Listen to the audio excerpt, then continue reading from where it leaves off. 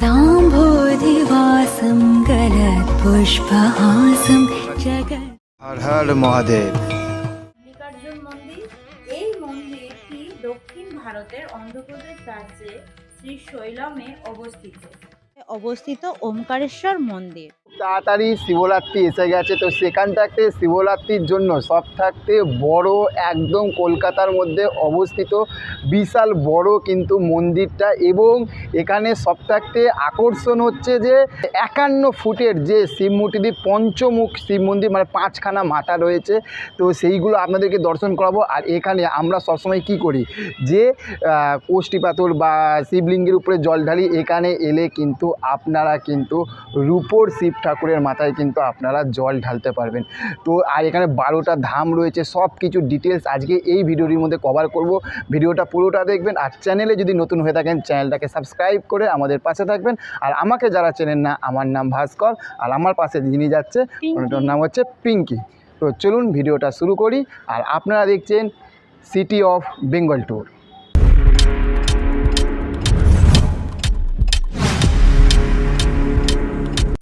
প্রথমে ঢুকেই কিন্তু আমরা এখানে শিব পার্বতীকে, মানে শিবজি ও পার্বতী, মা পার্বতীকে আমরা দেখতে পাচ্ছি, এবং দেখতে কিন্তু খুব কিন্তু সুন্দর লাগছে। আর পিছন দিকে যে মন্দিরটি রয়েছে এইটা, এখান থাকতে কিন্তু পুরো ক্যাপচারটা কিন্তু দারুণ লাগছে। আর দুপাশে যে প্রকৃতি, যে গাছের যে প্রকৃতিগুলো রয়েছে, এটা দেখতে কিন্তু অসাধারণ লাগছে।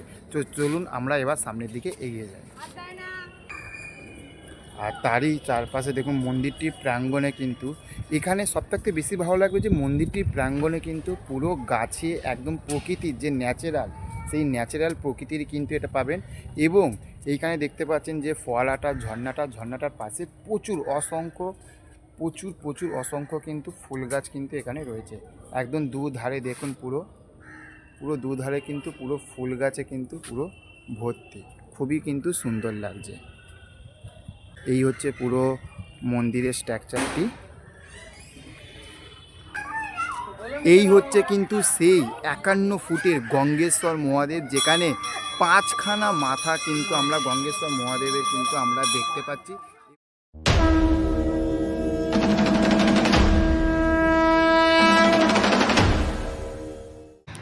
মূল মন্দিরের পাশেই আপনারা দেখতে পাবেন, পাশে যে মন্দিরটি রয়েছে এখানে লক্ষ্মীনারায়ণ বিরাজমান, তারই পাশে রয়েছে সিদ্ধিদাতা গণেশ।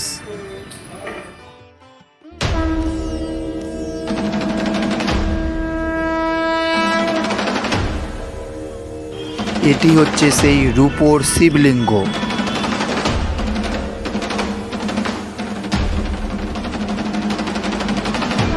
হর হর মহাদেব। জয় শিবশম্ভু, জয় গঙ্গেশ্বর মহাদেবের জয়।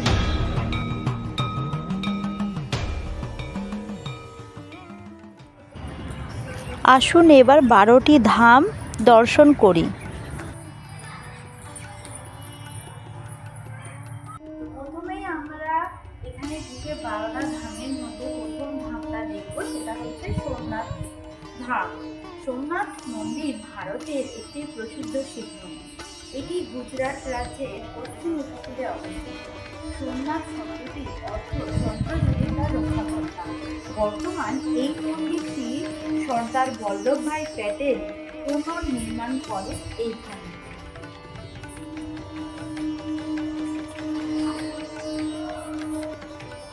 তো চলো এবার আমরা কিছুটা আমাদের এই জ্যোতির্লিঙ্গ শিবের কিছুটা রূপ তুলে ধরার চেষ্টা করছি যতটা পারছি, কারণ এর সামনে যেহেতু কাঁচ দিয়ে ঘেরা, পুরোপুরি দেখাতে পারবো না, কিছুটা হলেও দেখানোর চেষ্টা করছি।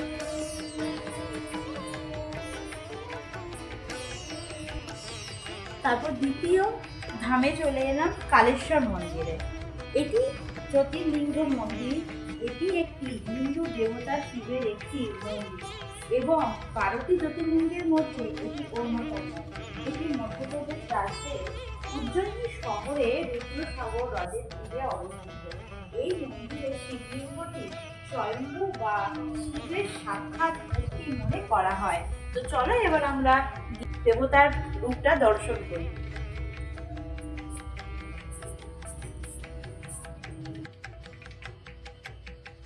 এবার আমরা দেখতে পাচ্ছি মল্লিকার্জুন মন্দির।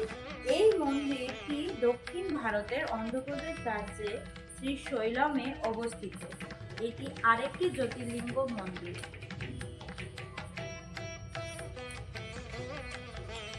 আর এইখানে আপনারা দেখতে পাচ্ছেন যে আমরা যে পুরনো যে মন্দিরে যে টেরাকোটার কাজগুলো দেখি, এখানে সেটা টেরাকোটার কাজ না, কিন্তু এইখানে দেখুন যে পুরো মন্দিরটি উপরে যে এত সুন্দর সুন্দর শিব ঠাকুরের মূর্তি এত সুন্দরভাবে খোদাই করে আঁকা রয়েছে, এটা দেখতে কিন্তু খুবই সুন্দর লাগছে।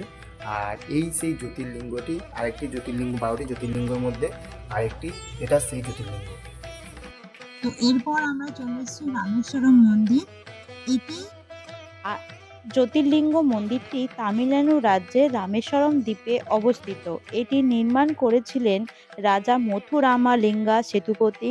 এই মন্দিরের আসল নাম হল শ্রী রামনাথ স্বামী মন্দির।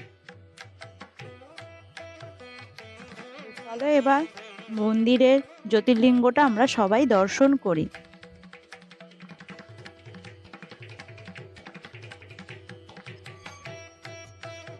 এরপর হচ্ছে নাগেশ্বরম মন্দির।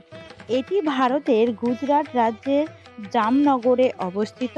শিব উপাসকরা নাগেশ্বর মন্দিরের জ্যোতির্লিঙ্গ দর্শনকে পরম পবিত্র বলে মনে করেন।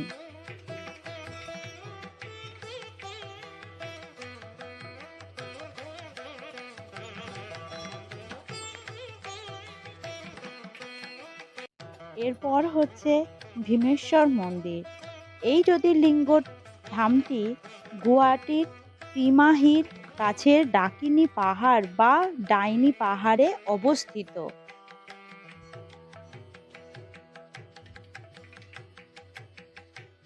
আমরা জ্যোতির্লিঙ্গটা এবার দর্শন করি।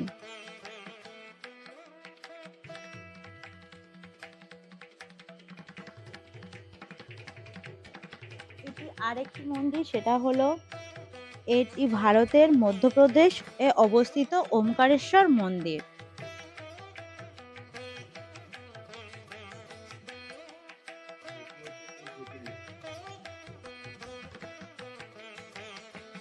এরপর হচ্ছে বিশ্বনাথ মন্দির। এটি উত্তরপ্রদেশ রাজ্যের বারাণসীতে অবস্থিত। এটি আরেকটি জ্যোতির্লিঙ্গ মন্দির। এই মন্দিরের 15.5 মিটার উঁচু চূড়াটি সোনায় মোড়া, তাই এই মন্দিরটিকে স্বর্ণ মন্দিরও বলে আমরা জেনে থাকি। চলো এই জ্যোতির্লিঙ্গ রূপটা এবার দর্শন করি।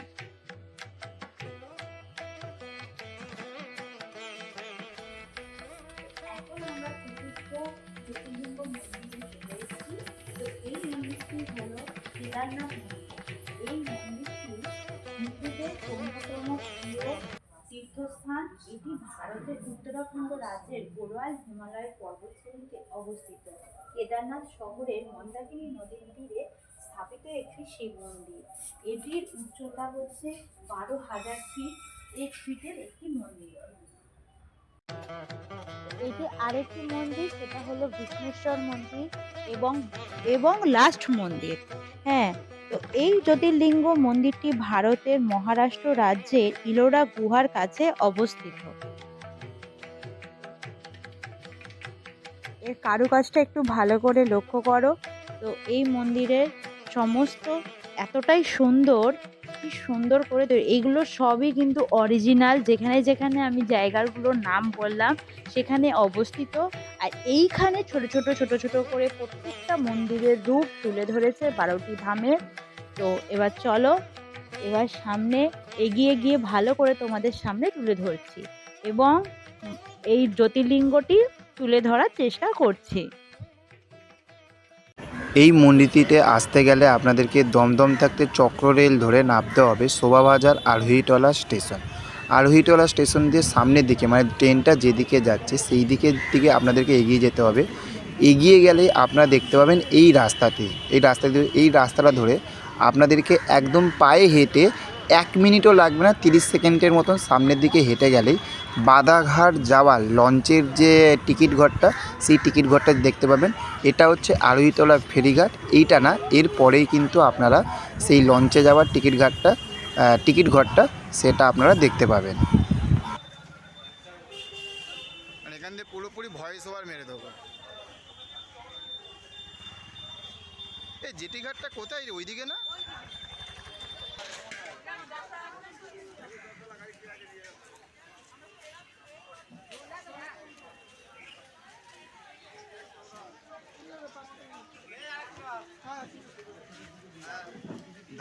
এইটা হচ্ছে বাদাঘাট যাওয়ার লঞ্চের টিকিট কাউন্টার, আর সামনেই দেখতে পাচ্ছেন আমাদের লঞ্চ দাঁড়িয়ে রয়েছে।